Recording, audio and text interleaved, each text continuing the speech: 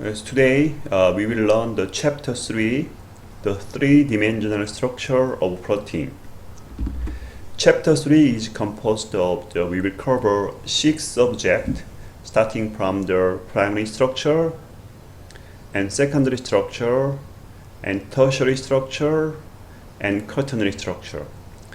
Especially in quaternary structure, we will also cover globin family and immunoglobulin families. Okay? So in this slide, I will explain the first subject, primary structure or sequence. Primary structure means that the linear order of amino acid starting from the N means that amino group starting from the N-terminal and ending at carboxyl group. So they usually starting from N amino group to carboxyl group is like this. Okay, so figure 3.2 compare the primary structure of the human myoglobin and the whale myoglobin. So they are nearly conserved to each other, but some of them is, so when we compare A and B, if the amino acid sequence is conserved, we always designated blue color. So if they show the conservative transition, means that it designated the yellow color, and the non-conservative transition we designated red color. So what is conservative transition? Means that transition from similar structure or the similar charge. Okay, for example, so amino acid containing the aliphatic side chain. In aliphatic side chain, alanine, valine, leucine, and isoleucine is existed.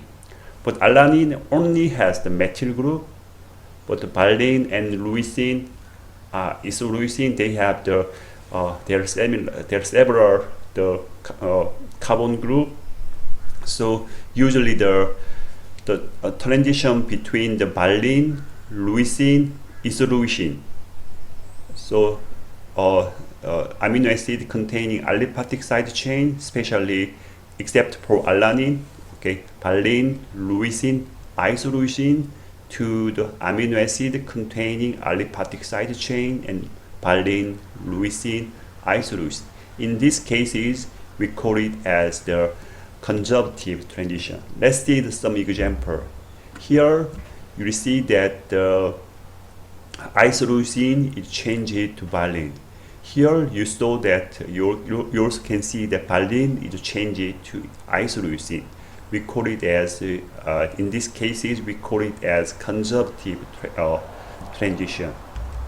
How about another cases? Amino acid containing hydroxyl residue, for example, serine and threonine. For example, here you will see that conservative transition from serine to threonine. And also there is another example is the transition amino acid containing acidic residue. D means that aspartate and E means that glutamate. So okay, here you will see that starting from the aspartate to glutamate. In these cases, we call it as conservative transition.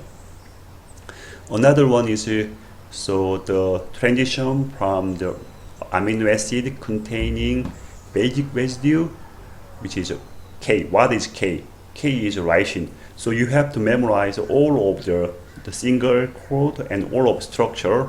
So when I call it as K, you have to think about the K is lysine, and also you have to think about their structure. Okay. So the amino acid containing basic residue from the lysine to arginine. Okay, in these cases you will see that the transition between here lysine to arginine, so we call it as conservative transition.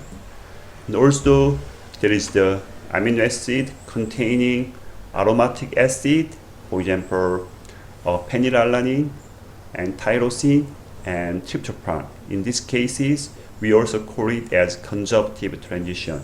You can see some example is starting transition from phenylalanine to tyrosine. So except that we call it as the non-conservative transition. Okay, we call it we designated red color is like this.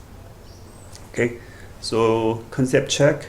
So okay, identify the non-conservative transition from the following list, starting from the K to R.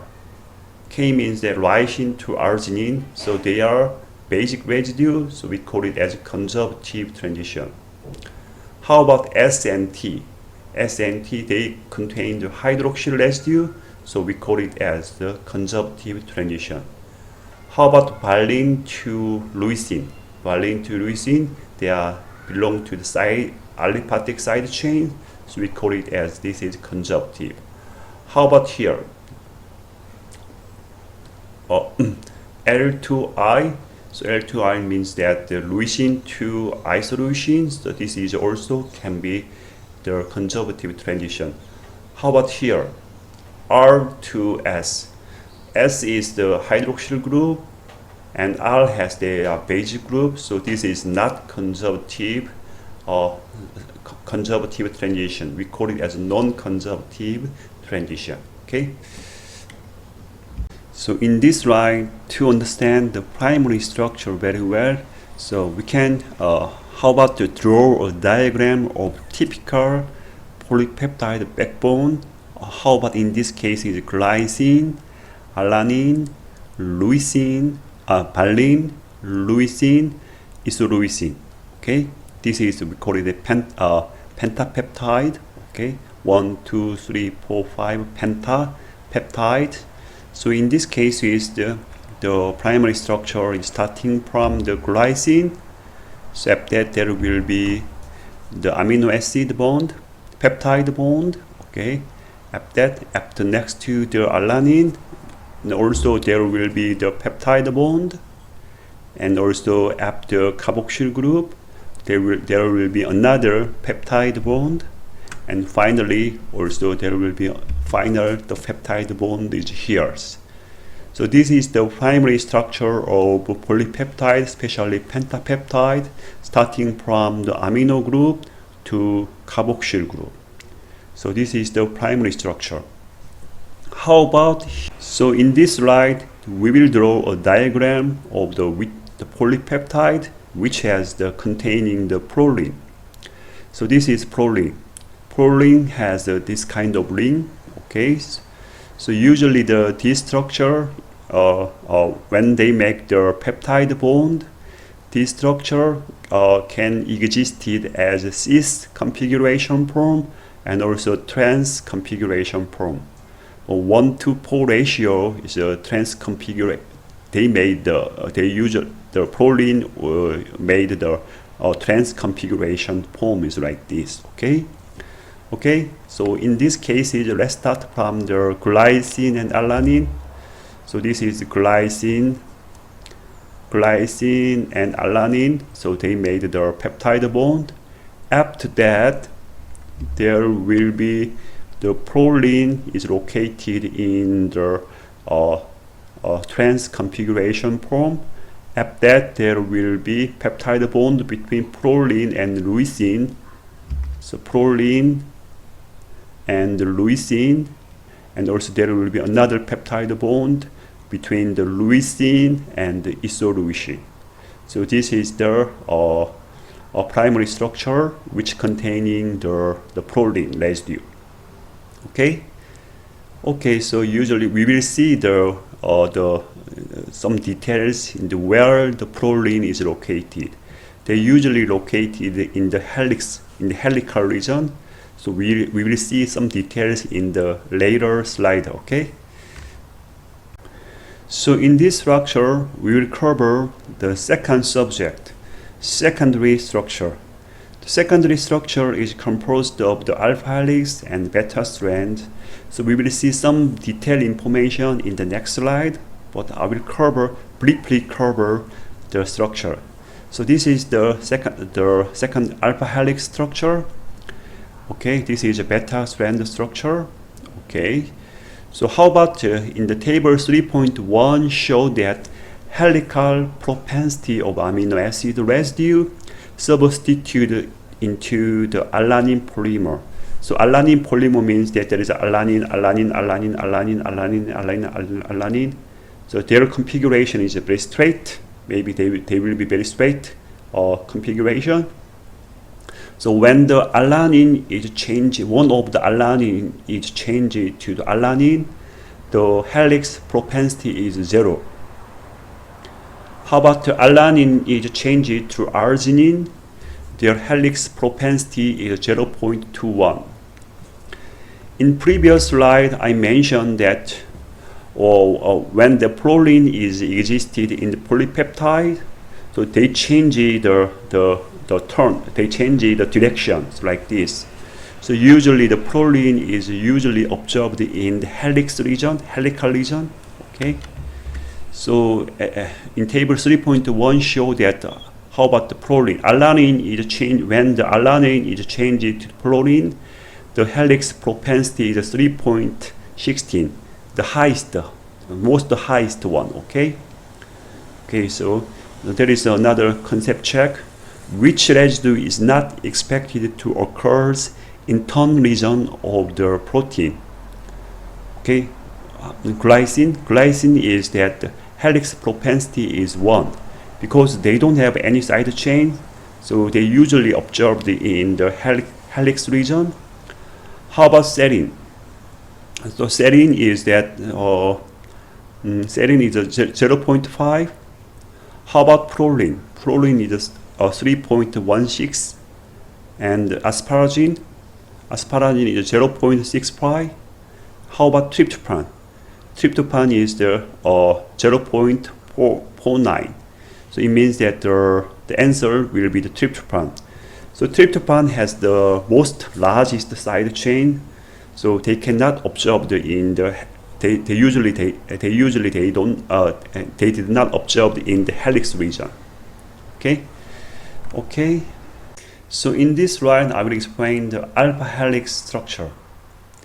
So this is the alpha helix structure from N terminal to C terminal. So they progress it like the right-handed configuration, right-handed direction. So this is the right-handed direction like this. Okay. So each pitch, starting from this pitch to next pitch, each pitch is one turn. So each pitch will become the one turn. One turn is composed of 3.6 residue. And each pitch, they progress 0.54 nanometer. And previous chapter we learned that the distance between one residue to next residue will be the 0.38 nanometer. So even though if they show that the straight structure, so if there is a two residue is there, the distance will be the 0.76 nanometer. But even though in the alpha helix structure, in the 0.54 nanometer each pitch, there is the 3.6 amino acids residue is there. Okay, so this is the alpha helix. So this is another, also show one example of the alpha helix. Okay. Okay, so concept check is how many residue constitute 5 complete turn of the alpha helix. So each turn they composed of 3.6 residue. So it means that 5 complete turn means that 3.6 multiply 5 means that the answer will be the 18. Okay. So in this slide, I will explain some important terminology is the dihedral angles between the nitrogen and the C alpha carbon, and between the C alpha carbon and the C carbon. Okay. So how about start from the pi? Pi is the dihedral angle is existed between the nitrogen and C alpha. So what is dihedral angle? Okay, so this is dihedral angle. So it means that this is the we call it as in Korean we call it as 이명각 or the 날개 처등각. Okay, so this is the between the nitrogen and C alpha. They can be changed like this. Okay, it changes like this. So this is this angle we call it as dihedral angle. Okay, how about this here the dihedral angle between the C alpha and C? This axis also can be changed like this between the C alpha to C. We call it as a psi. Okay, so in the alpha helix they have the pi and the psi dihedral angle. Okay, so usually in the alpha helix the dihedral angle's pi is minus 57. So it means that so this is changed in minus orientation, and the psi is also. So in this line we will learn other helical conformation. So previously we learned about alpha helix. Okay, this is the alpha helix, the conformation, and this is the alpha helix. Okay, the alpha helix, they are composed of their dihedral angle. Pi is minus 57 and psi is minus 47. Okay, let's see here.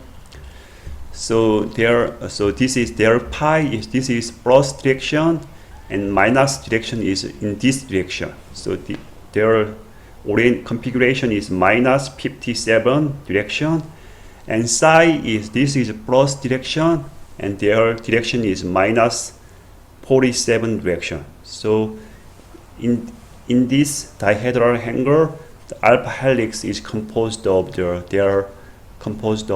pi and psi is minus the minus value. Okay, and also alpha helix, each turn they contains about 3.6 residue. So each turn, each pitch, they composed of the 3.6 residue, and the translational distance per residue is that about 0.15 nanometer, because the each turn they composed of 3.6 residue, and each turn they progress 0.54 nanometer. So it means that per residue their translation distance is 0.15 nanometer. Okay, so this is the alpha helix. Okay, the hydrogen bonding occurs between the I residue and I plus 4 residue. So in here you will see that carbon and oxygen. Okay, so the hydrogen bonding occurs between this oxygen and also this is NH. The NH has hydrogen, so usually between O and H there is the hydrogen bonding occurs. So the residue is the second residue of amino acid. This is the sixth residue of the amino acids. It means that hydrogen bonding occurs between 2 and 6 amino acid. Okay, so this is the alpha helix. Okay, how about 310 helix? So this is the 310 helix. The structure is a little bit unstable. So usually the hydrogen bonding occurs between the I and I plus 3. So this is first residue and second residue and third residue, fourth residue. Okay, so usually the hydrogen bonding is between the first residue and the fourth residue. Okay, between the hydrogen bonding between the first residue and fourth residue. Okay, so 310 helix, their dihedral angle is minus 49 and also minus 26. The turn is composed of the each turn they composed of the 3 residue. And also translational distance per residue is about 0.2 nanometer. How about pi helix? Pi helix is very compacted alpha helix form.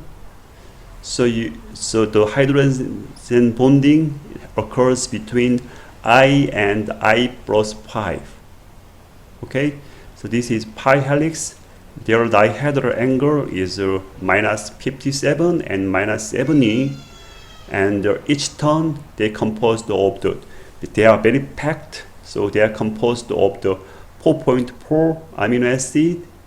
So the translational distance per residue is about 0.115 nanometer. Okay, so usually most of the conformation is alpha helix conformation, but rarely, sometimes 310 helix is formed. So it means that this is unstable, and also pi is the very compact form of the alpha helix. Okay, so pi helix is the hydrogen bonding occurs between the I and I plus 5 residue. Okay, so beta strand is composed of 2 conformations. One is the anti-parallel beta strand, and the other is parallel beta strand. Let's start from the anti-parallel beta strand. So each, for example, one strand is starting from the N terminal to C terminal here, but the other is they progress in the opposite direction from N to C, and another strand is also N to C, like this. Each strand they show that opposite direction. But how about the parallel beta strand? So parallel strand they show that only one direction from N to C, N to C, N to C. Okay. But usually most of the beta strand is composed of the anti-parallel beta strand, because this structure is more stable than the parallel beta strand. So we will see some detailed information in next slide. Okay. So in beta strand, so per turn from pitch to next pitch, from pitch to next pitch, both of them, each turn they are composed of 2 amino acid residue. Okay, but especially anti-parallel beta strand. So this is anti-parallel beta strand. Each turn, each pitch, they progressed 0.68 nanometer.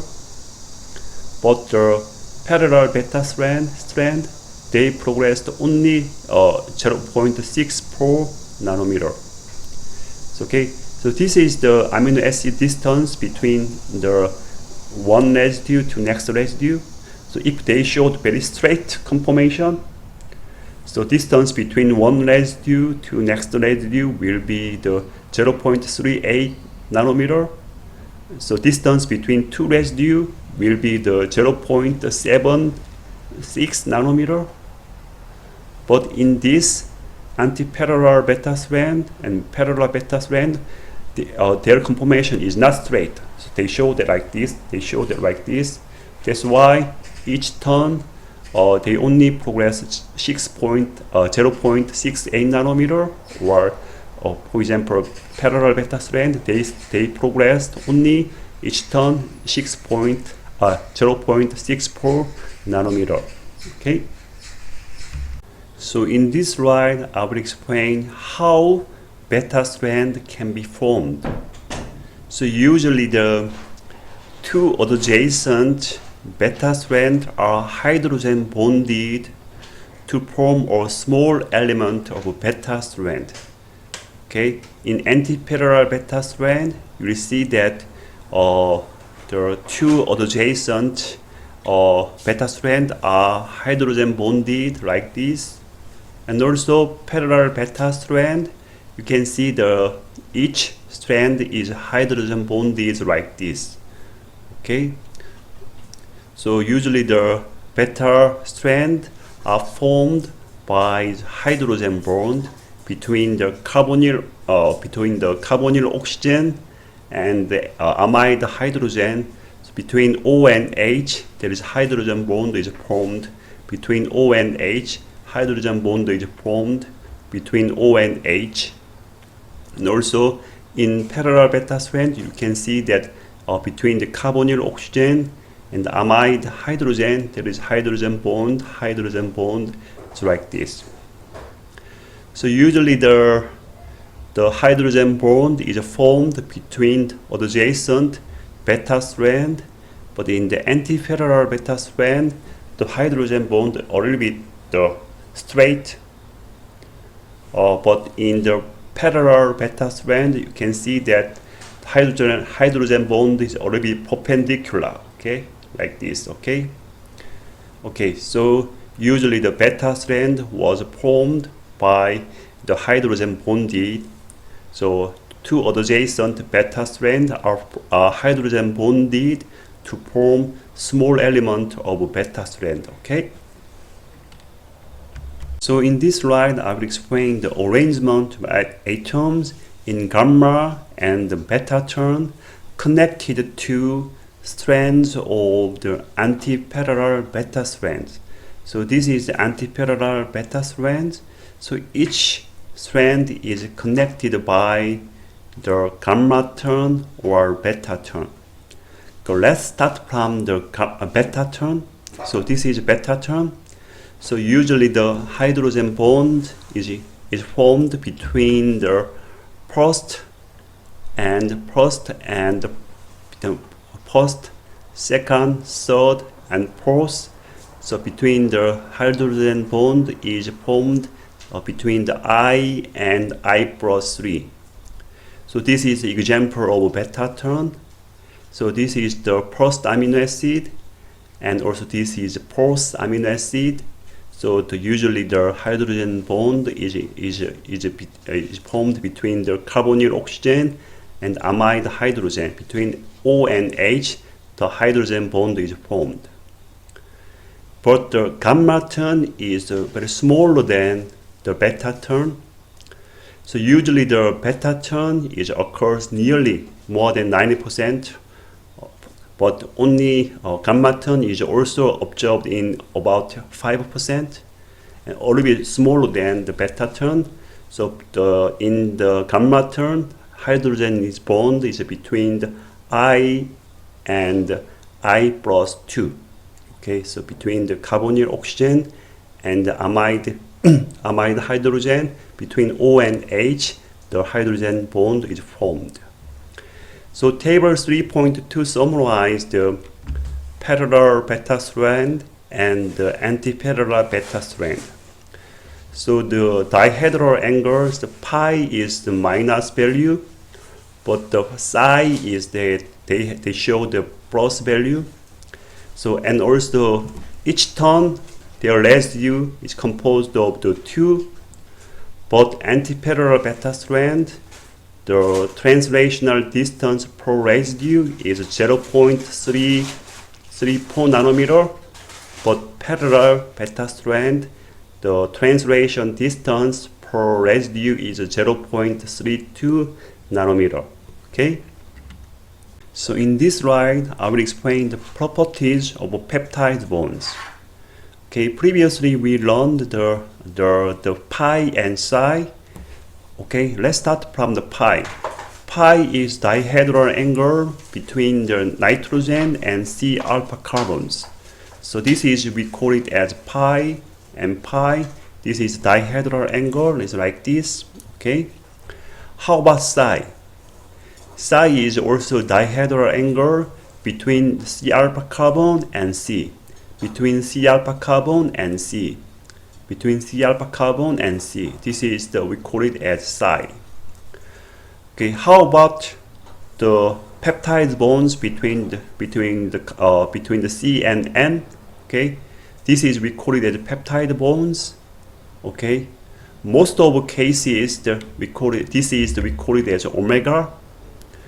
Okay, most of cases the configuration is the carbonyl oxygen is located in this location, and NH is located in the other location. In these cases, we call it as trans configuration.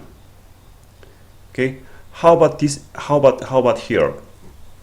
Here is this omega is the dihedral angle between in the peptide bonds.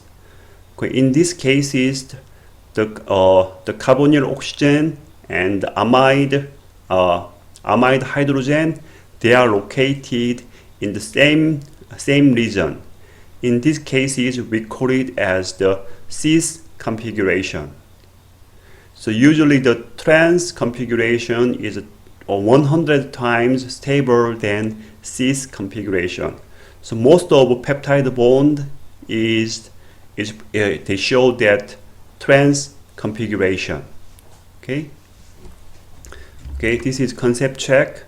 So what is preferred bond angle for the omega, the peptide bond angle? What is the preferred peptide bond angle? So the angle is like this. This is the 180. Okay, this is the answer. Okay. So in this slide, I will explain the third subject, the tertiary structure. Previously, we learned about primary structure. So primary structure, and also we learned about the secondary structure, which is composed of the alpha helix and the beta strands. So usually the secondary structure, they made the domain. So domain, after that each domain is combined together, after that they will make the tertiary structure. In tertiary structure, we call it as a subunit. So in quaternary structure, actually each subunit bind together, so they will make the quaternary structure. So actually this is the hemoglobin structure. So hemoglobin is composed of 2 alpha subunit and 2 beta subunit. Okay, so this is quaternary structure, but the tertiary structure, for example, they have this is the alpha subunit. So alpha subunit is composed of the several domain. Okay, so they have several domain is here and there. So now we will focus on, in this slide, we will focus on the tertiary structure. Okay. So in this slide, I will explain the interaction stabilizing the tertiary structure. So we will start from the disulfide bond. Previously, we learned that interaction stabilizing secondary structure. What it was? It was the hydrogen bond, but in interaction stabilizing tertiary structure, there is the disulfide bond. Okay? Disulfide bond means that covalent links between the cysteine. So this is the cysteine structure. They have SH group, the SH residue. So usually the disulfide bond is formed between the cysteine and cysteine. So this is the covalent link between the cysteine. So this figure 3.21 show that there is a 3 disulfide bond is there. Okay, so these disulfide bonds bring the secondary structure element close together. So there was a secondary structure here and secondary structure here, but between each secondary structure, the disulfide bond is formed, so each secondary structure is close together. Okay, so and also this is the antibody. Antibody is composed of the heavy chain and light chain. Between two heavy chain is the covalently bonded by 2 disulfide bond, and also between the heavy chain and the light chain, and there is also 1 disulfide bond. There is also 1 disulfide bond. Because this disulfide bond is the covalent link. Okay, this is a covalent bond. So this bond is only broken at high temperature or the acidic pH or in the presence of reductant. So actually the antibody structure is very stable because they are composed of they are formed by disulfide bond. Okay. So if you want to disrupt antibody structure, you have to add high temperature, while you have to add acidic. You have to add acidic pH, while you have to add some reductant, because antibody is very stable. Okay. So once again, the first interaction stabilizing tertiary structure is disulfide bond. So disulfide bond is covalent bond or covalent links between the cysteines. So this bond bring the secondary structure is very close together. And because this is covalent bond or covalent link, so this is only broken at high temperature or acidic pH or in the presence of the reductant. Okay. So in this slide, I will explain the second interaction stabilizing tertiary structure. The name is hydrophobic effect. So what is hydrophobic effect? So in the presence of water, the hydrophobic amino acid, for example, the alanine, valine, leucine, isoleucine, phenylalanine, tryptophan, and methionine, these hydrophobic amino acids, they clump together. So in the presence of the water, the hydrophobic amino acids, they clump together. And also the interaction between the hydrophobic amino acids, we call it as the hydrophobic effect. Okay, so how to measure the hydrophobic effect? I will show you the next slide. Next slide, I will show you how to measure the hydrophobic effect. So there is no direct way to measure the hydrophobic effect. So we usually measure the hydrophobic effect indirectly by measuring the free energy changes of hydrophobic molecule from one phase to another. So to measure the free energy change is the delta G is the delta H minus T delta S. So if the value is plus, means that the molecule is hydrophobic. If the value shows minus, means that the molecule is hydrophilic. Okay. The delta H means that enthalpy changes. So what is enthalpy changes?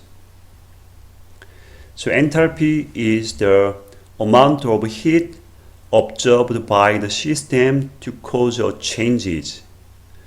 So for example, liquid, so to change it from the liquid to gas, it means that a lot of heat should be absorbed in the liquid to make the gas. How about between solid and liquid? So a lot of the energy should be absorbed in the solid to make liquid. Okay, so it means that if the delta H between the gas, delta H from the liquid to gas means that delta H value will be the plus charge plus, but the delta H from gas to liquid will be the minus value. Okay, and T means that temperature. Okay, so delta S means that the entropy. So what is entropy? Entropy in Korean we call it as a 불확실성. So when they were in the gas status, their entropy is higher. When they were in the liquid, their entropy is medium. When they were in the solid, their entropy is lowest. Okay. So okay. So now is we have better to measure the hydrophobic effect. So this is the hydrophobic molecules in the liquid. Okay. When these hydrophobic molecules were put into the aqueous solution, when there is in the presence of the water, so this is water, H2O, H2O, H2O. Okay, so delta H is the 0. T delta S is minus 6. So it means that delta G is plus 6. So the strength of hydrophobic effect is the 6 kilocalorie per mole. Okay, so we can measure the hydrophobic effect indirectly by measuring the free energy changes. So this is the how to we can calculate the free energy changes from enthalpy change. So in this slide, I will explain the third interaction, stabilizing tertiary structure, charge-charge interaction. So usually the charge-charge interactions occurs between side chains of oppositely charged residue. In amino acid, it usually occurs between the amino group and carboxyl group, between the amino group and carboxyl group. Okay, so how to measure this charge-charge interaction? This is the equation. The V is the charge-charge interaction. V equal means that Q1 multiply Q2. Q1 and Q2 are magnitude of the charges. So usually normally plus 1 or minus 1.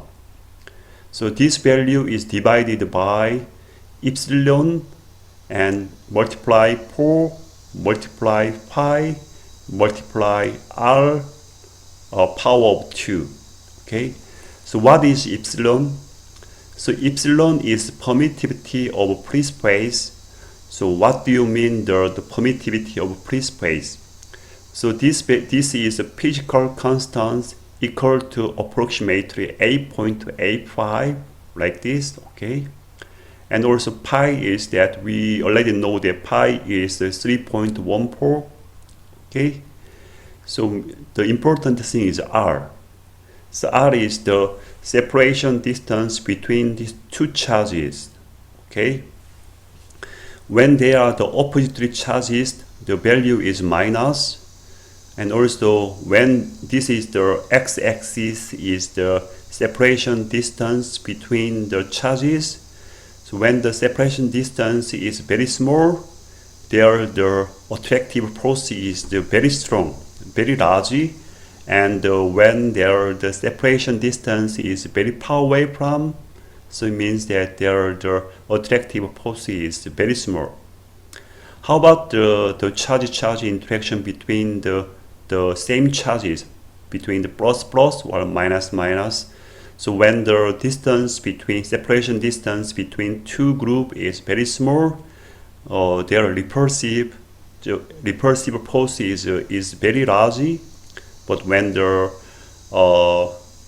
separation distance between two groups is far away from here, so their repulsive force is very small. It's like this. Okay. So in this slide, I will explain the force, the interaction stabilizing tertiary structure, the hydrogen bonding.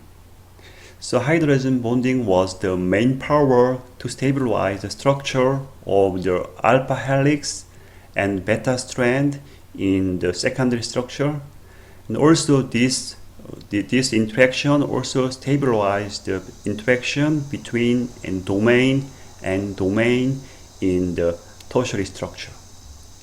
Okay, the table 3.4 show that the example of the hydrogen bonding between the functional group of the proteins. Especially most very famous one is that between the O and H, but O comes from carbonyl oxygen and H comes from amide hydrogen. So usually this interaction between carbonyl oxygen and amide hydrogen between O and H, this is the main power of the hydrogen bonding. And also there is another hydrogen bonding is also existed.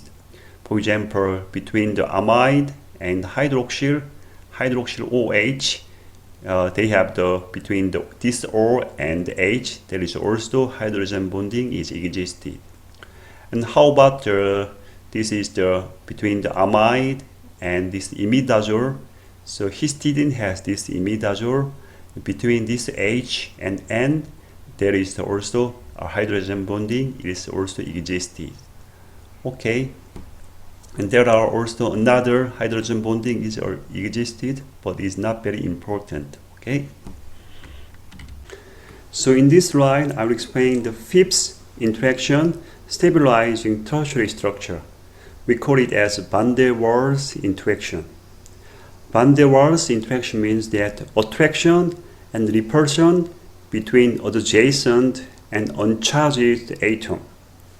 So this is a simple atom. Okay, for example, this says they have the proton and 4 electron. Okay, the proton is composed of the 4 positively charges, and also this atom has 4 negative charges electron. So they are total is they are uncharged. The charge's value is 0. How about this atom? This atom is also 0. So when these two atoms become very close to each other, adjacent, okay, at this time, so attraction is happen or repulsion is happens. Okay, for example, this is one example.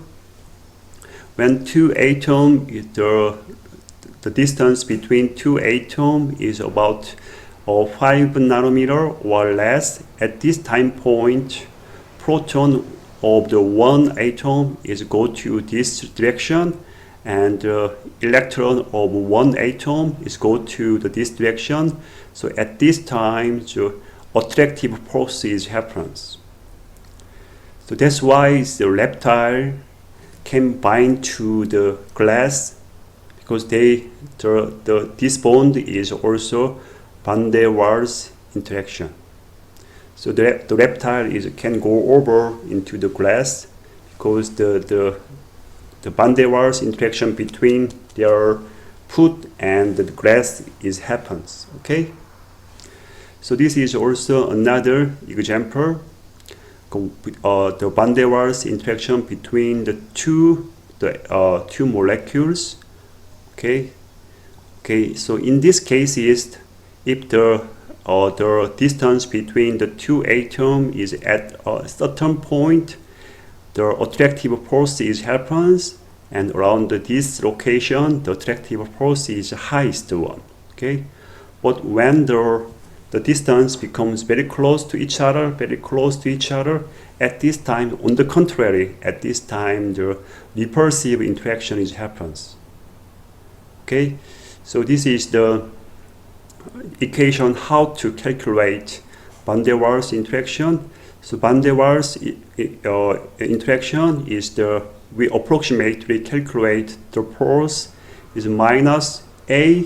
A means that constant of the repulsive interaction divided by R means that distance between interacting atom.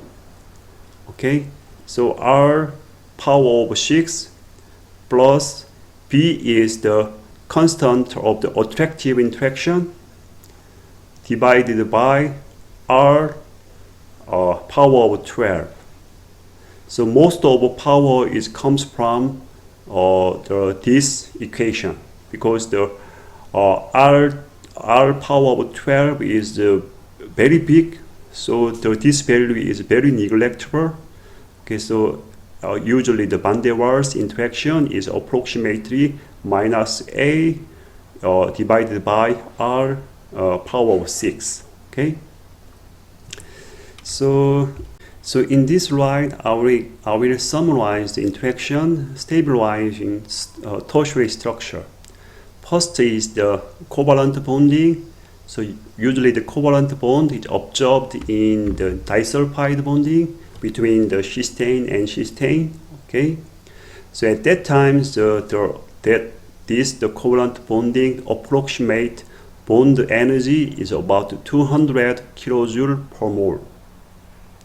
Next is the ionic interaction means that charges interaction. So this is we measure the charge interaction. V is the Q1 multiply Q2 divided by epsilon 4 pi R power of 2. So the interaction or charge interaction is they are dependent on 1 divided by R power of 2. So the approximate bond energy is about 20 kilojoule per mole. And also hydrogen bonding is we know that this is usually formed between the carbonyl oxygen and amide hydrogen. Okay, so there is no simple expression, but the power is about around 10 kilojoule per mole. And also hydrophobic is that there is no simple expression.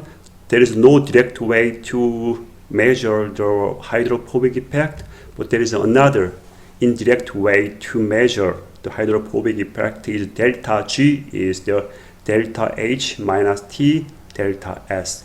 This power is also around 10 kilojoule per mole.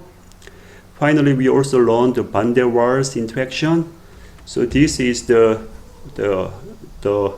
right equation. So van der Waals equation is the minus A R6 divided by R power of 6. So usually the van der Waals interaction is dependent on 1 divided by the R means the distance between two atoms, R power of 6. And also the power is around 5 kilojoule per mole. Okay, the van der Waals interaction is the lowest the interaction. Okay, so in this slide I will explain the secondary structure elements found in monomeric proteins.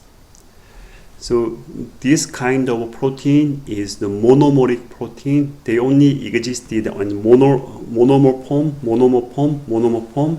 Okay, so usually in secondary structure, we call it as the domain. So domain is a structural unit.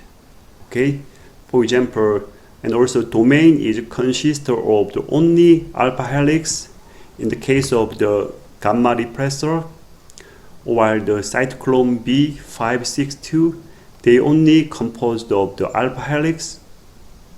And also another case is they only consist of the beta strand. So this is the gamma crystalline.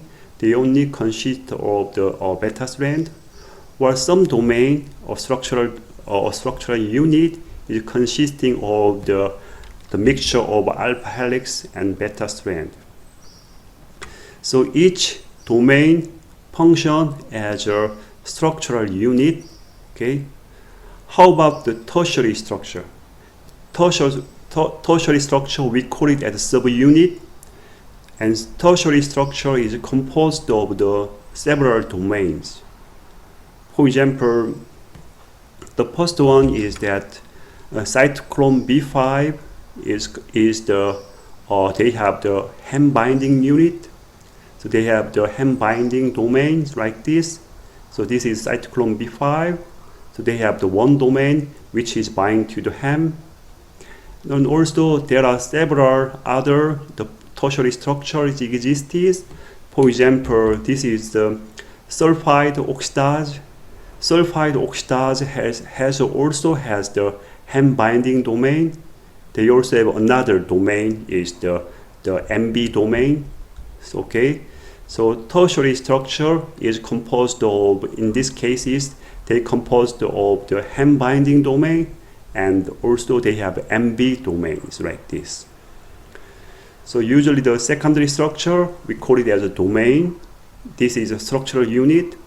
But the tertiary structure, we call it as a subunit, is composed of the several domains like this. For example, sulfide oxidase, they have the hem binding domain like the cytochrome B5, and they also have another domain, MB domains like this. So in this slide, I will explain the fourth subject, the quaternary structure. So let's start from the primary structure.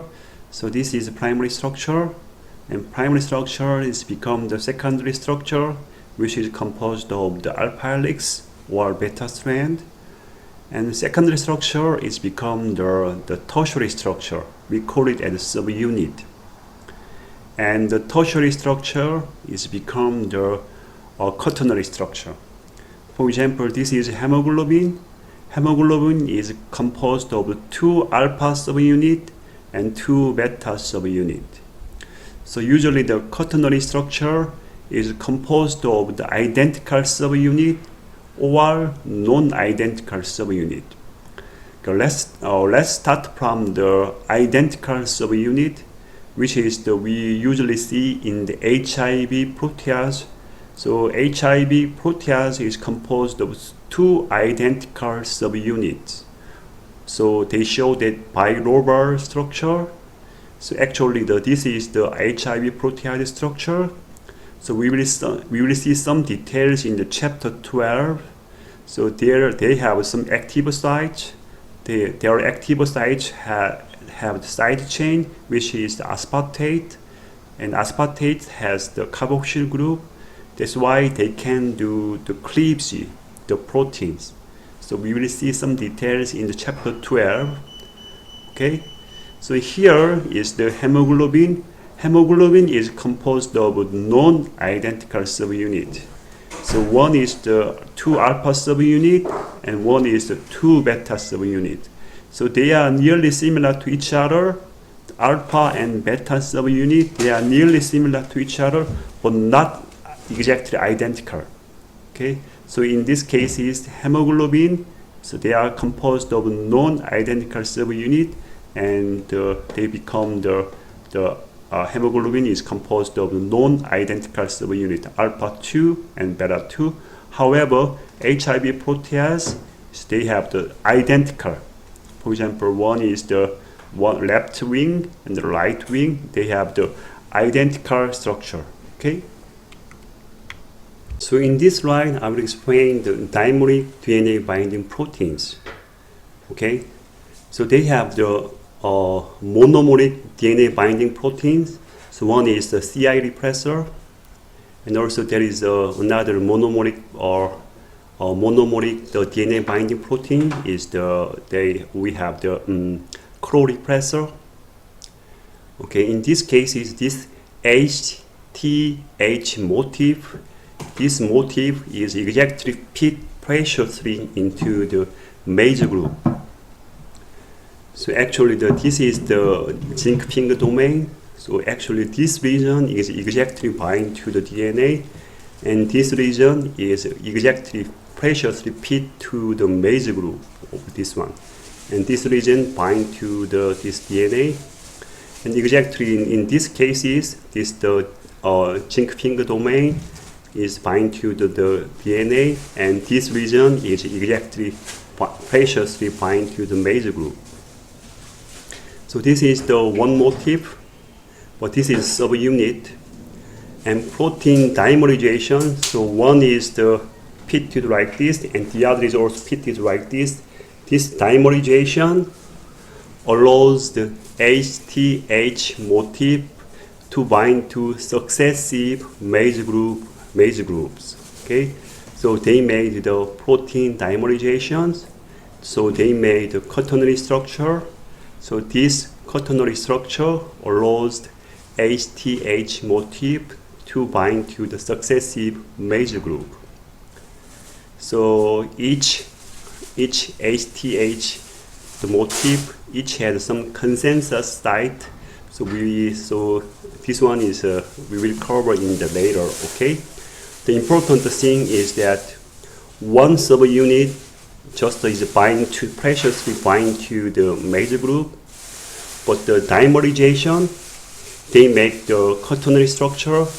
This dimerization allows HT motif to bind to the successive major group.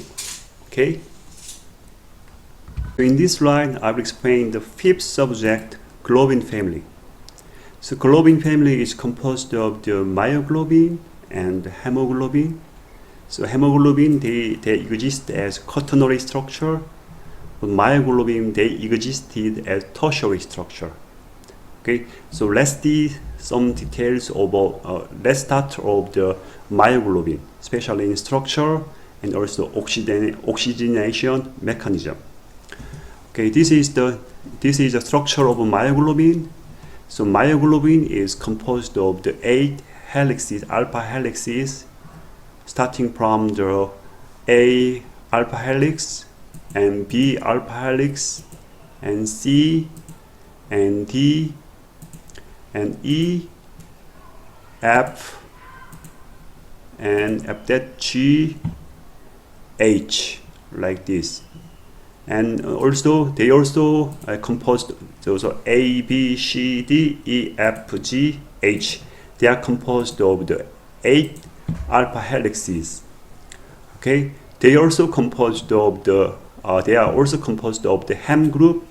So hem group is located between the E and F alpha helix. So hem group is they are composed of the protopopylene. So this is protopopylene structure. So protopopylene 9 structure. So this is protopopylene 9 structure. Okay. So it's inside they have the NH group. They have also NH group. They also have the N. So usually the iron is bind to in the center of the protopopylene 9. So next to the iron, the nitrogen bind to the iron, nitrogen bind to iron, nitrogen bind to iron, and nitrogen bind to the iron. It's like this.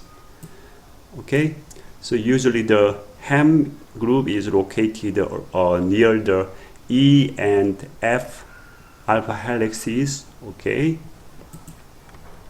So in this slide, I will explain the mechanism of oxygenation in myoglobin. So this is the hem group. So hem group is composed of the protopopylene 9. So and in the center also there is a ion is located.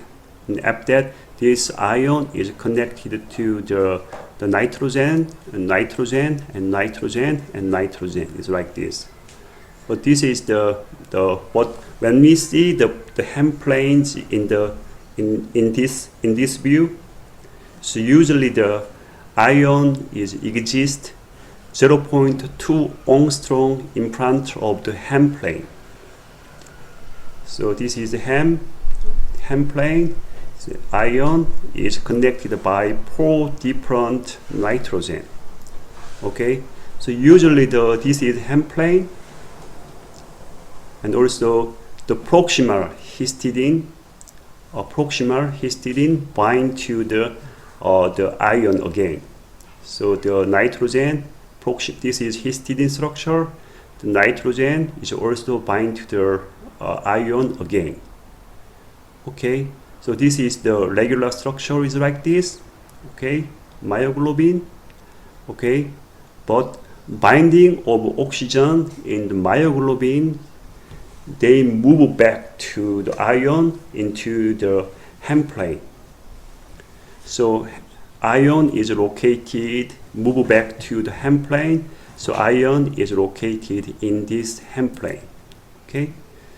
So usually when oxygen is bind to the myoglobin, especially in the ion, so it move back to the ion to the hem plane is like this. Okay, so this is the oxygenation status in the myoglobin. Okay, so in this slide I will explain the structure of hemoglobin. So hemoglobin is composed of 2 alpha subunit and also 2 beta subunit. So this is hemoglobin quaternary structure. They are composed of 2 alpha subunit and also 2 beta subunit. Okay, so this is their quaternary structure, and also each subunit they have the hem group. they have a hem group, hem group. Okay, so when we compare the, so this is their quaternary structure, 2 alpha subunit and 2 beta subunit.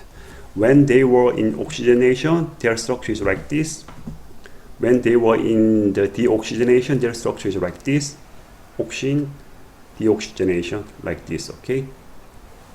So when we compare the alpha globin structure and beta globin structure and myoglobin structure, we will see that their structure is nearly similar to each other, because the alpha globin and beta globin also has the 8 alpha helices, composed of 8 alpha helices. Okay, they also have the hem group.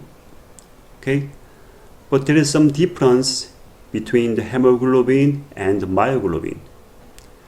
So hemoglobin shows different oxygen binding profiles with myoglobin.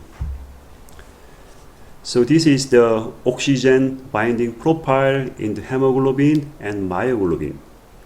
The x-axis is the oxygen concentration. Y is the fractionation of saturation. For example, this is hemoglobin. They show that sigmoidal status curve, sigmoidal curve. But the myoglobin, they show that hyperbolic curves. And also, when the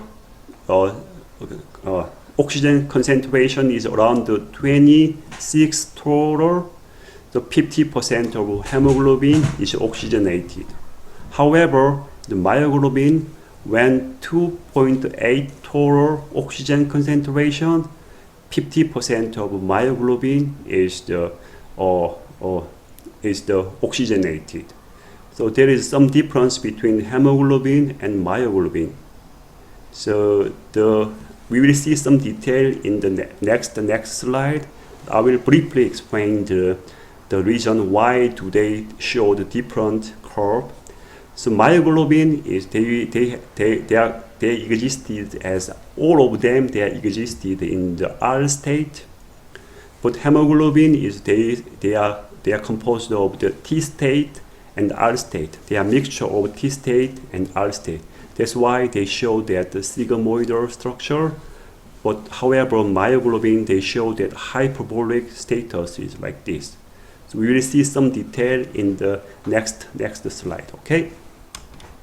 So in this slide, I will explain the mechanism of oxygenation in the hemoglobin. So hemoglobin is existed in T state or R state.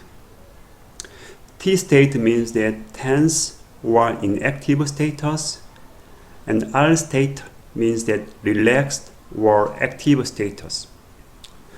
So when they were in the deoxygenation status, so they are in the T state. When they were in oxygenation status, they are R state.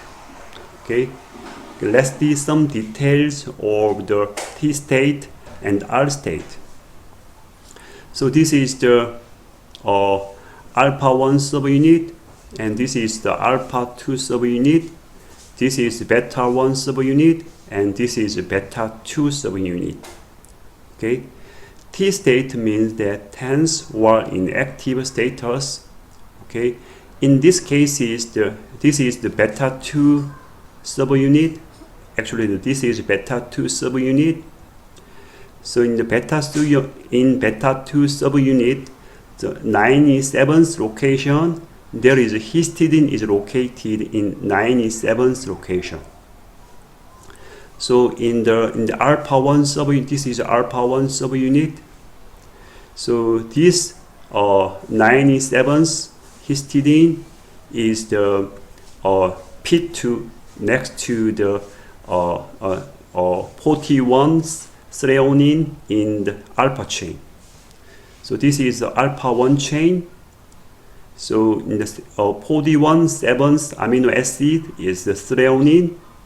So usually this histidine, 97th histidine of the beta 2 subunit is P2 next to the 4D1's threonine of the alpha 1 chain. Okay. So in this status, the interaction is happen. Okay. So this is the 97 cysteine. So in this status, okay, so interaction between the 99th amino acid in beta 2 subunit. In beta 2 subunit, 99th amino acid is aspartic acid, aspartate. Okay, so the 99th aspartate is combined with the 42 amino acid in the alpha 1 chain. In the alpha 1 chain, the 42 amino acid is tyrosine. They have OH. In the aspartate, you have to think about their structure. Now you have to think about their structure. Aspartate, they have carboxyl group. So between the OH and carboxyl group, the hydrogen bonding happens. So this is the T state. When they were in the deoxygenation status, they show that their status is a T state. Actual the structure is they are like this. When they were in this status, they are in T state. How about in R state? R state is the relaxed or active status. So usually the interaction between this interaction is broken, and this interaction is broken. So this interaction is broken. Actually, this one, they bind to each other, but this interaction is broken. And that new interaction happens between in beta 2 subunit 100 seconds. The amino acid is asparagine, and also in this alpha 1 subunit 94th amino acid is aspartate. So you have to think about asparagine structure, and you have to think about aspartate structure. So between this asparagine and aspartate, the new interaction happens. So the status is like this, like this. Okay. So in this cases, their status is R status. When they were in the oxygenated, they show that this kind of structure. Okay. So you have to know the status when they were in T state, and when they were in the R state.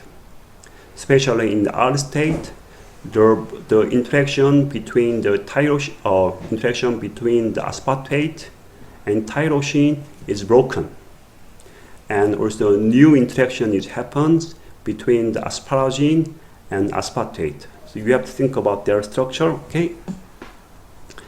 Okay, so this is the one mechanism, and also in next slide I will show you some details mechanism. So when they were in the R state, usually the oxygen bind the oxygen very readily, and also they show that hyperbolic status. So when they were in R state, so actually the one oxygen is bind to the one subunit. After that, the other three oxygen is easily bind to the R state of hemoglobin. So this is the R form, or we call it as the R state of hemoglobin. So they bind oxygen very readily, and they show the hyperbolic curve. When the hemoglobin is in T state, this is when they were in T state. T state is you have to think about their status, the interaction between the aspartate in beta 2 subunit, and also between the tyrosine of alpha 1 chains. So this is the T status. Okay. So when they were in T status, they are resistant to oxygenation. But the oxygen binding curve is like this. They show the sigmoidal status like this. So this observed binding profile of hemoglobins reflect the sum of the R state, sum of the affinity of R and T stage for oxygen. So they summarize the R status affinity for oxygen and T status affinity for oxygen. Okay, so this is the hemoglobin profile, show that they reflect the sum of the affinities of R and T stage for oxygen. That's why they show that the sigmoidal curve. So actually, the R form they show the hyperbolic, but T status is they are resistance. But the observed hemoglobin they show the sigmoidal curve. That's why, because this sigmoidal curve reflect some of the affinities of R status for oxygen and affinities of the T status for oxygen. They summarize that. Okay. So in this slide, I will compare the alpha or beta subunit itself or with multimolecular protein. For example, the hemoglobin. So hemoglobin is existed as 2 alpha form and 2 beta form, 2 beta subunit. Okay. Okay. Let's start from the oxygen binding in each subunit. Okay. For example, each subunit of the hemoglobin, for example, alpha, beta. So each subunit of hemoglobin has the lower binding activity to the oxygens because their K1 value is very small. Okay. However, when they were existed in the multimolecular proteins, this is the sequential model in the multimolecular proteins, especially the hemoglobin. So after one subunit is bind to the oxygen, this K1 value is exactly same as this K1 value. Okay. After that, the surrounding subunit, for example, this subunit and this subunit and this subunit are more easily bound to the oxygen. Because if you see here K3 value and K2 value, K4 value is the larger than K1 value. It means that the oxygen binding in surrounding subunit are more easily. So the surrounding subunit are more easily bound to the oxygen. Okay.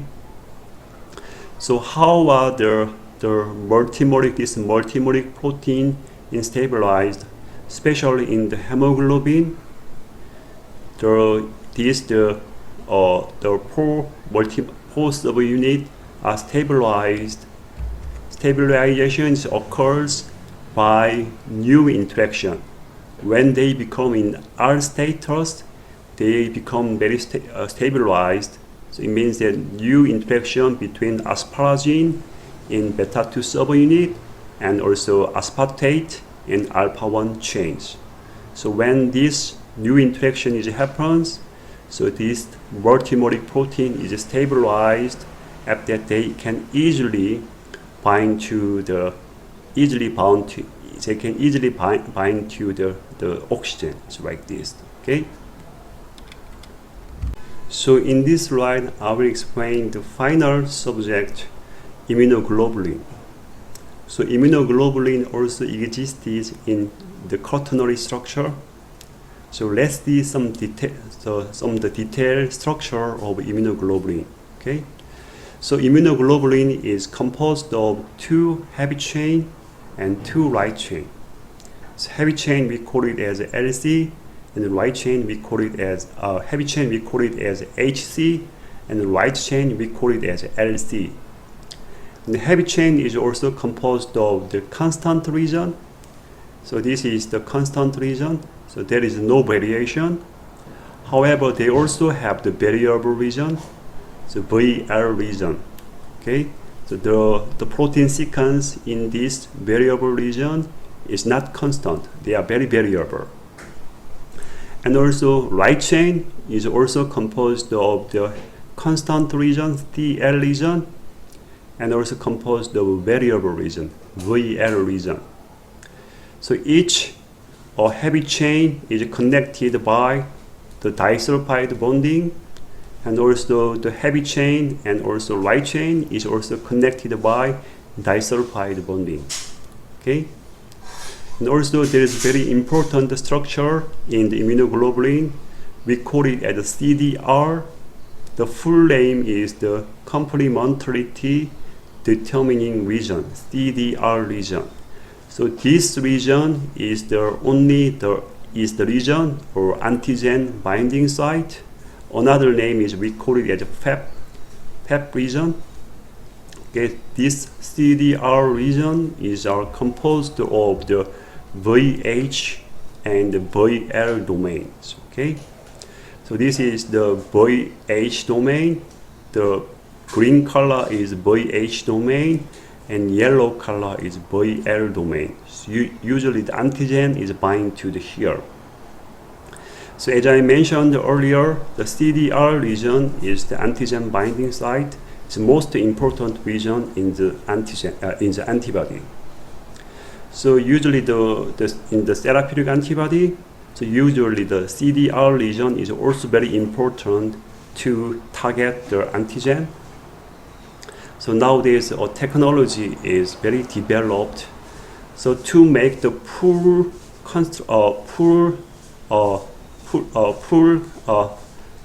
heavy chain and the light chain is a little bit difficult. Nowadays, technology is very developed. Nowadays, people used cloned only these fragments and made this CDR fragment alone. And we found that this fragment is also working very well in the antigen. Okay. So in this slide, I will show you the interaction between PEP region.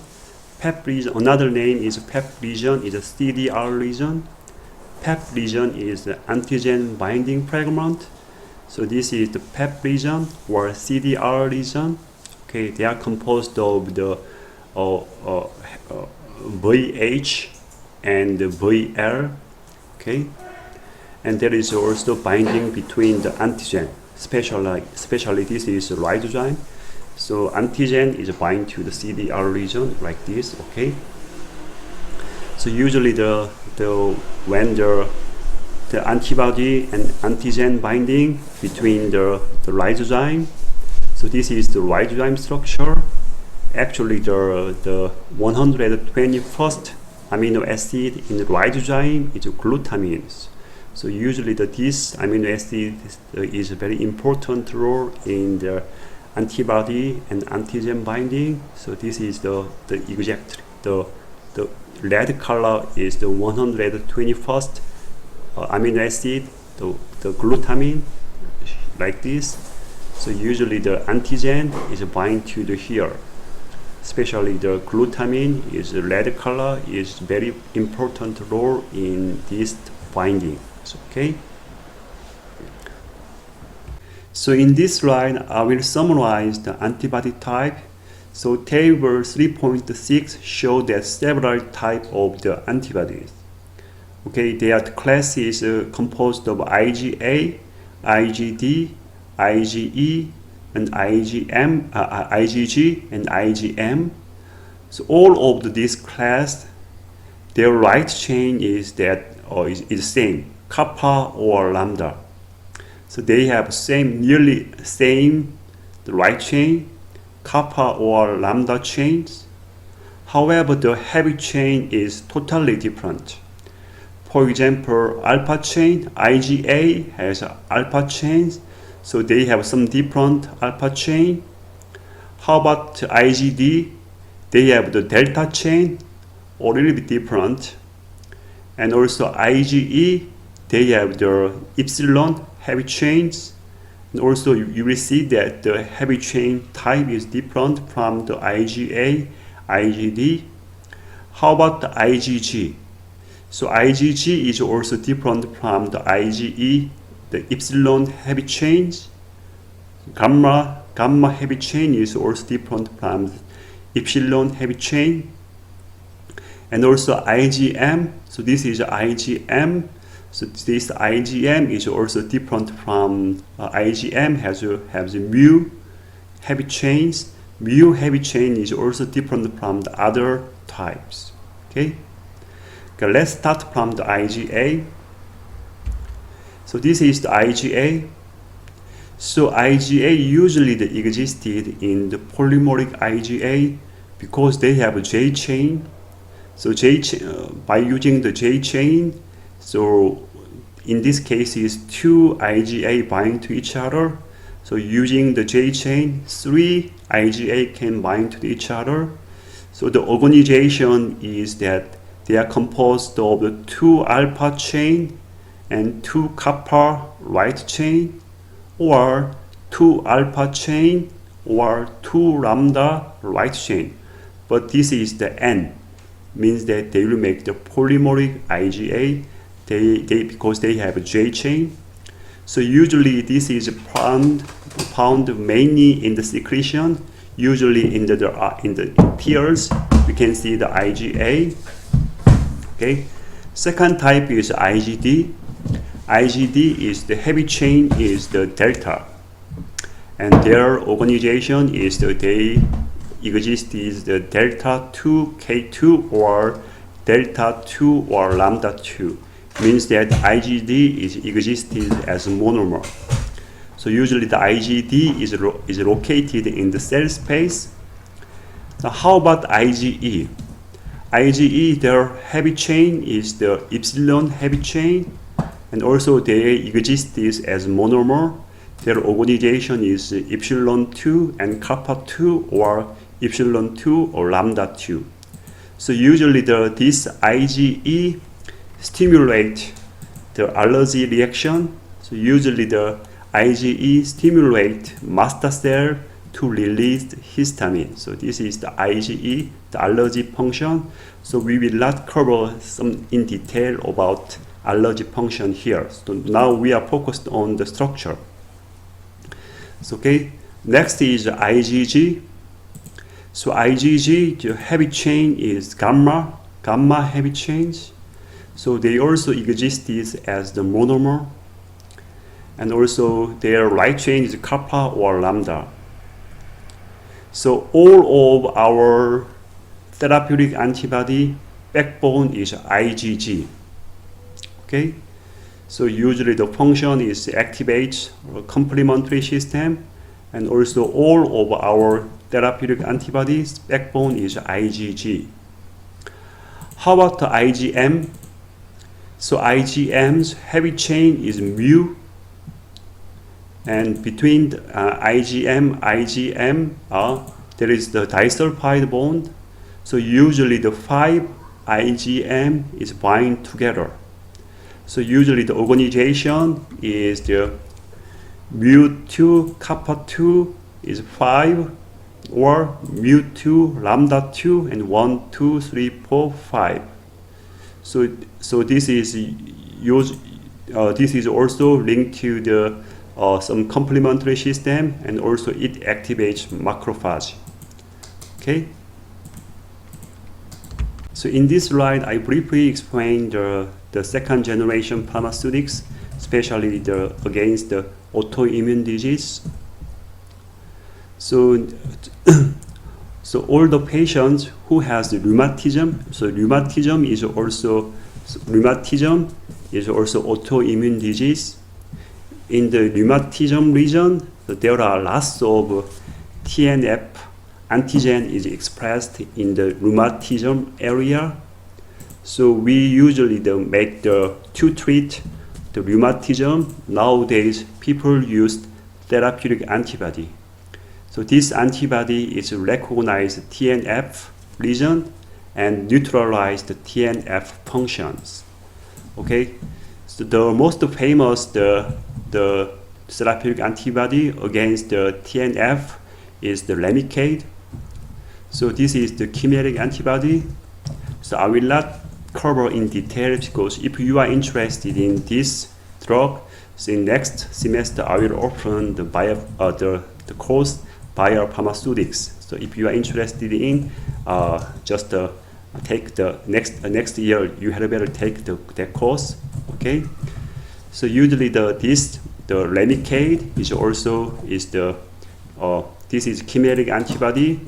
This region is the humanized, and this region is a mouse antibody. So this is a chimeric antibody. So this antibody is also against the anti-TNF antigen. Okay, so this is the drug name is Remicade. Nowadays, Celltrion made Remsima. The Remicade biosimilar is Remsima, and this is the nowadays Celltrion owns a lot of money because the Remsima is very popular in the Europe or the America. How about in the Samsung Bioepis? So they also made the anti-TNF antibody. So one is the humanized antibody. So original name is Humira. So but Bioepis made biosimilar. The name is Imraldi. And also Samsung Bioepis also make the anti-TNF antibody. So this is the fusion protein. So one is is based on the Fc region. They also this is the fusion protein. So this is this protein is target the TNF antigen. Okay. And also the original drug name is Embraer, and this is the Bioepis made the biosimilar. The name is Benepali. Okay, so I also mentioned that nowadays people only use this PEP region. So this is they used PEP region, CDR region. So this is Cimzia.